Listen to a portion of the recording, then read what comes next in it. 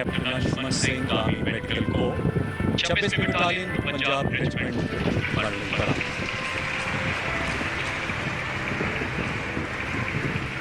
मेरा बस इतना ही था तकलीफ, और एक साल में इसको कभी ओपन नहीं की। ये जब सम्मान बेटा का मिला है तो ये क्वेश्चन चल रहा है और हमें पूछा जा रहा है, तो हमें बताना पड़ रहा है। मुझे बहुत दुख है, मैं बता नहीं सकती थी कि वो मेरी बहू है, आज भी है, और मैं ज़िंदगी भर उसको सोचूंगी वो मेरी बहू है, पर उन्होंने मेरे से कट ऑफ किया है।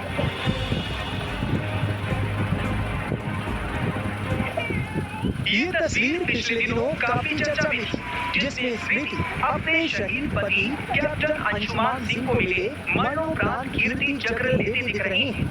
राष्ट्रपति से ये सम्मान लेते वक्त वो काफी भावुक नजर आ रही हैं। जिसने भी ये वीडियो देखा वो भावुक हो गया। सामान सस्ता भी और 4 step quality check. Amazon fresh से ग्रोसरी लाओ, नहीं तो महंगा पड़ेगा। लेकिन शहीद कैप्टन अंशुमान सिंह को मरणोपरांत कीर्ति चक्र मिलने के कुछ दिन बाद ही घमासान छिड़ गया। मुआवजे को लेकर शहीद कैप्टन अंशुमान के माता पिता ने मोर्चा खोल दिया। शहीद की पत्नी और शहीद के माता पिता अपने हक को लेकर आमने सामने आ गए। यहाँ तक कि वो सेना से जुड़े एक नियम में भी बदलाव की मांग कर रहे हैं। दरअसल पिछले साल 19 जुलाई को सियाचिन में साथियों की जान बचाते हुए कैप्टन अंशुमान सिंह शहीद हो गए थे। शहीद कैप्टन के माता पिता का आरोप है कि बेटे को मिला सम्मान उनसे छीना गया है। वो उस सम्मान के साथ कुछ समय तक जीना चाहते थे, इसके लिए वो बहू पर आरोप लगा रहे हैं।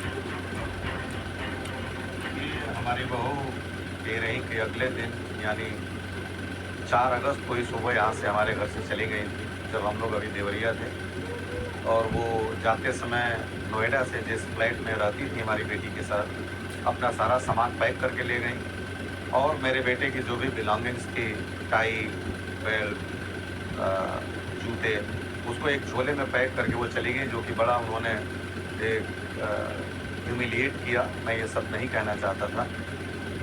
उसके बाद यहाँ पे जिस दिन वो जा रही थी 26 मद्रास रेजिमेंट से बंदा लेके आया था सामान, उन्होंने एक बार देखा भी नहीं, तो हमने सोचा चलिए कोई बात नहीं, उनको थोड़ी तकलीफ रही होगी।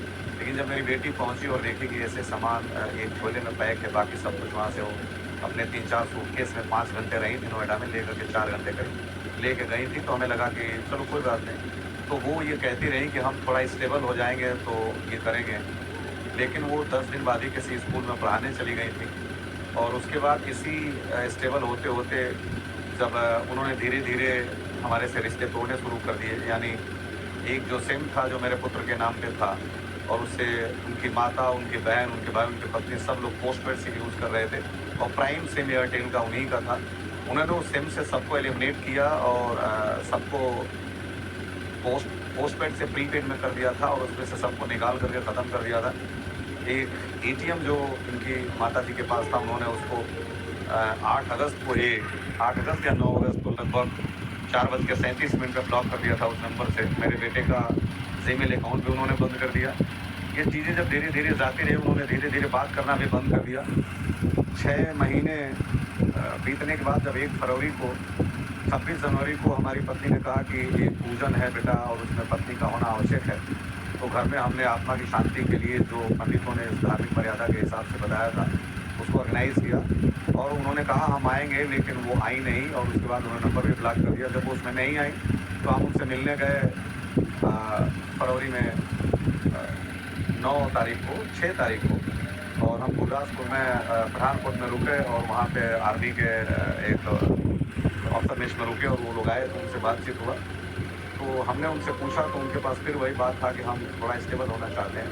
हमने कहा ये बताएं कि आप एक विद्यालय में पढ़ा रही हैं, और किसी भी विद्यालय में अध्ययन अध्यापन का जो कार्य होता है एक मेंटली साउंड व्यक्ति ही करता है। जो कोई विद्यालय अपने यहाँ किसी ऐसे व्यक्ति को अध्यापन के कार्य में बिल्कुल निश्चित रूप से नहीं रखता है, जो कि चीज़ों का तथ्यात्मक विश्लेषण करके अपने उठने वाले प्रश्नों का जो भी उसके छात्र हैं, जो अध्येता हैं, उनके छात्रों को ठीक से जस्टिफाई करके बोध न करते। तो यह तो एक ढाल है आपका। और हमने ये कहा, जब बहुत दुखी हो गए तो हमने कहा कि ठीक है, मुझे तो ये भी सौभाग्य नहीं कि मैं ये जान सकूं कि क्या मिला क्या नहीं मिला।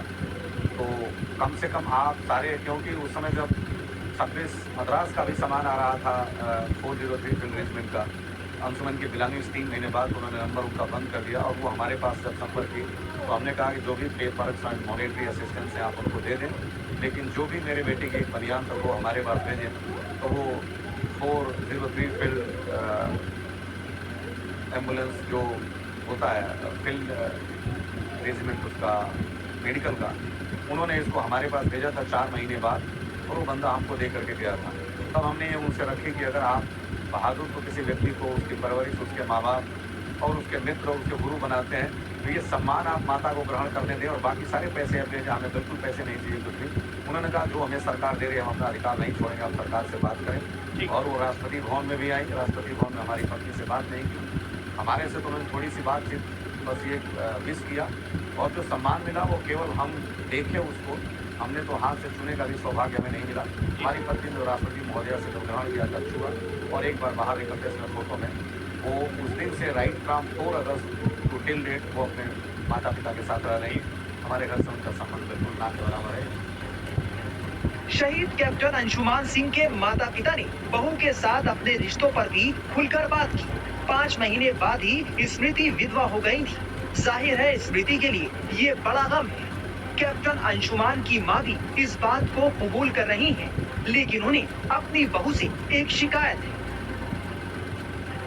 मैं यही कहूँगी मेरे से ज़्यादा तकलीफ क्योंकि एक माँ तो पूरी ज़िंदगी उसको भूल ही नहीं सकती, लेकिन एक बीवी तो ज़िंदगी लंबी उम्र होती है। माँ का तो कुछ दिन एंजॉय कर लेते बच्चे के साथ रह लेते, पर वो बीवी बहुत कुछ झेलने को मिलता है।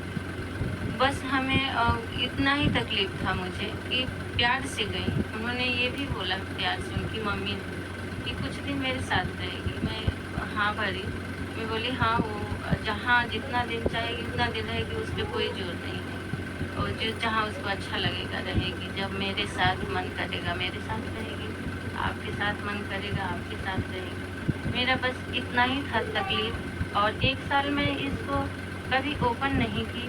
ये जब सम्मान बेटा का मिला है तो ये क्वेश्चन चल रहा है और हमें पूछा जा रहा है, तो हमें बताना पड़ रहा है। मुझे बहुत दुख